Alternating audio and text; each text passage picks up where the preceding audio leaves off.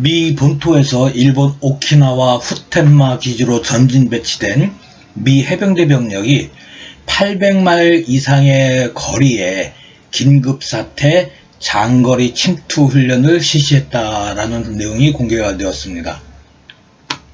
미 국방부는 공식 계정을 통해서 이와 같은 내용을 밝히며 여러 장의 사진을 6월 10일 공개했습니다. 이에 따르면 지난 6월 9일 미 본토 노스캐롤라이나주 캠프 루준에 주둔을 하다가 최근 일본 오키나와로 전진 배치되면서 미 제3해병사단 제4연대에 배속이 된 제2해병사단 제2연대 3대대는 6월 8일 오키나와 후텐마 기지에서 장거리 침투 롱 레인지 인서션 훈련을 실시했습니다. 미 국방부는 이 훈련이 경보가 발령된 긴급사태 대응 해병대 ACM 공지 임무부대의 훈련으로 진행이 되었다고 밝히고 있습니다. ACM 훈련은 미 해병대가 긴급사태 또는 급변사태 또는 비상사태를 가정을 하여 해당 부대에 훈련에 관한 내용을 사전 통보 없이 실시를 하는 훈련으로 해당 부대의 준비 태세를 점검하기 위한 목적으로 실시가 되고 있습니다. 연 2회 정기적으로 실시되는 훈련이고 주로 부대의 작전 배치 준비 과정과 속도, 부대원의 임무 행동 숙지 등을 점검을 하기 위한 목적으로 실시가 되고 대부분 부대 내에서 훈련이 종료가 되는 경우가 통상적입니다.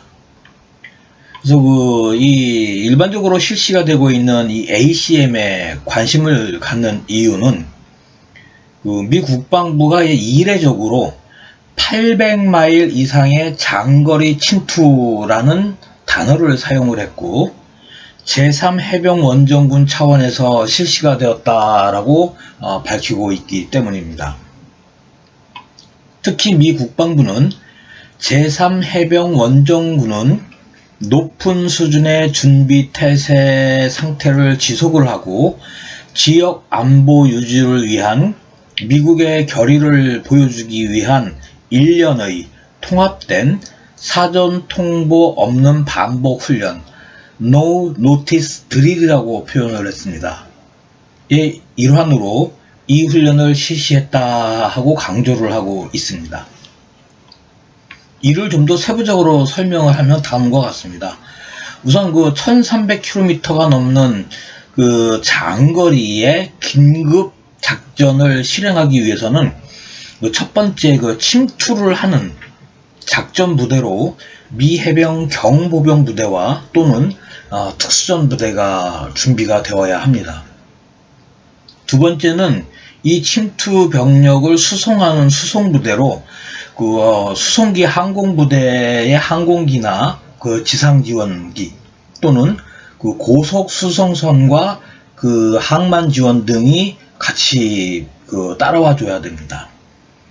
세 번째는 침투 부대를 지원을 하는 전투물자의 보급 지원 부대와 통신 지원을 해주는 통신부대, 그 다음에 이 침투 병력을 수송을 하는 항공기의 공중 기동 통제 지원 등 관련된 여러 부대가 제대로 이 준비 태세가 유지가 되어 있어야지만 실현이 가능한 작전입니다.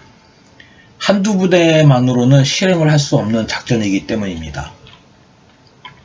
따라서 미 국방부가 제2해병사단 제2연대 3대대의 훈련으로 공개를 했지만 내용적으로 보면 사실상 주일 미 해병대 전체의 준비태세 훈련과 동일한 것입니다. 미 국방부가 공개한 사진을 보면 침투 부대 수송을 위해서 제265 중형 틸트로터 비행대 VMM-265에 MV-22B 오스프레이가 참가한 것이 확인이 됩니다. 이 비행대는 미 해병 공지 임무부대 맥테비라고 이제 부르는데요. 이 부대에 원정, 그러니까 해외 원정, 그다음에 합동, 해병대와 뭐 해군, 해병대와 육군, 해병대와 공군 이런 이제 훈련이죠. 그다음에 연합, 국가 대 국가의 그 작전에서 전투 병력과 보급품과 장비의 전천 후 강습 지원 항공 수송 임무를 수행을 하는 비행대입니다.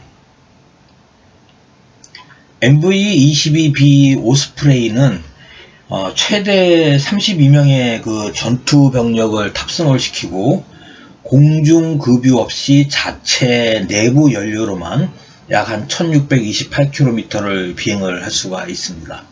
공중 급유를 받으면 당연히 그 항속거리가 늘어나겠죠.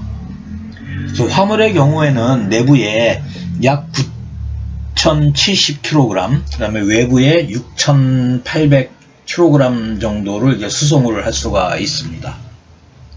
그래서 지난 2022년 그 6월 9일은 이 훈련을 실시한 6월 9일은 미국이 그 만약 북한이 7차 핵 실험을 할 경우 군사적 조치를 취하겠다라고 공개한 날입니다.